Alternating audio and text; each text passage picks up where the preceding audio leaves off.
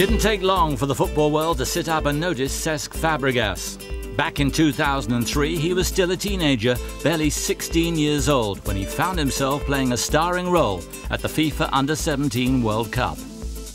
That was a turning point in my career, that World Cup Under-17. I was chosen best player. I was a year younger as well. Best player of the tournament, top goal scorer of the tournament. The shame is that we lost the final against Brazil 1-0, so it was a shame. And straight after that I joined Arsenal. First day I trained with the first team, with Kolo Touré kicking me, I remember that. And it was, from then, everything took off. It was 1 month. In 1 month, my whole life changed. And here I am, sitting down next to you now. Fàbregas was fast-tracked through the Arsenal Academy and soon made his first-team debut. In 8 years at the club, he made over 300 appearances. He functioned mostly as a playmaker, and with his range of skills became something of a talisman. The Gunners' intricate passing game functioned best with the Spaniard at its heart.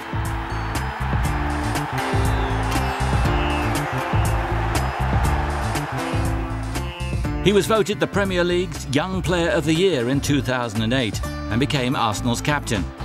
Statistically, he was outstanding. Not a single player in Europe's top 5 leagues created more chances between 2006 and 2011.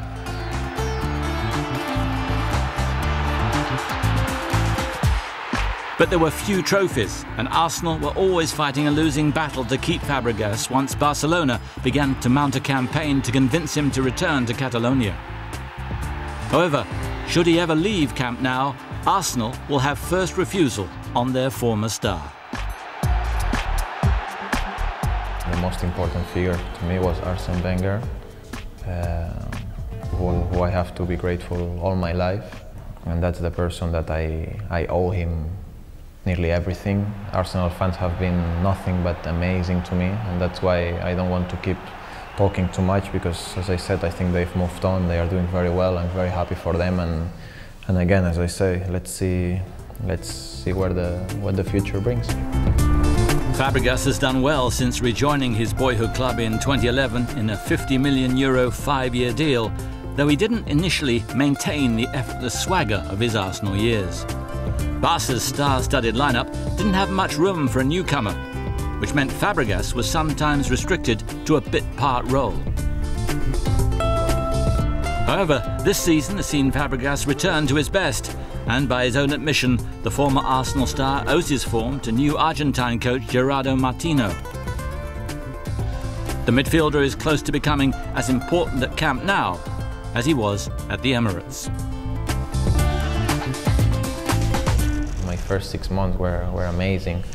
Then I had a little bit of a dip, and this season probably is the season where I'm feeling more myself, more freedom, more secure with the way I like to play. It's not easy when you know you have to convince many fans how good you are and how good you can be for the team. When I was at Arsenal, I was a big piece of the puzzle, in that team. So obviously, when you have to prove yourself again, is a motivation, and it's not always easy.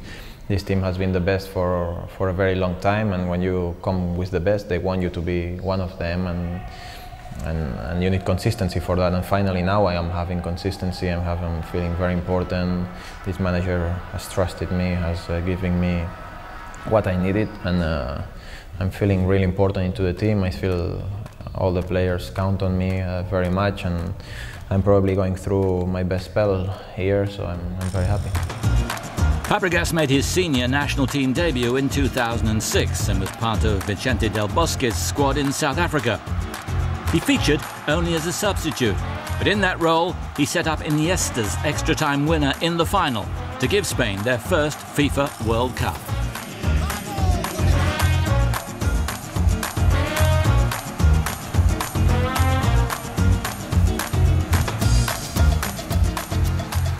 They'll be one of the favourites in Brazil, but after the unprecedented success of 3 straight major tournaments, the rest are starting to catch up.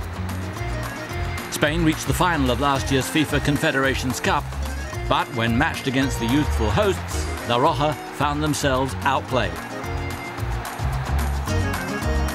But it may be premature to call time on Spain's era of dominance just yet. This is football. You cannot win all the time. Sometimes you lose. We lost in a final. The minimum you can ask for is being the final, and then you lose against Brazil, one of the best teams in history. So it can happen, not just because of this. Now we are bad all of a sudden, but there's many teams who can win the World Cup. So we will see what happens. Hopefully Spain will win it again. Fàbregas has won an awful lot of silverware. La Liga, the FA Cup, the FIFA Club World Cup, 2 European Championships and the FIFA World Cup. But there'll always be room on the shelf for another trophy at the end of this season.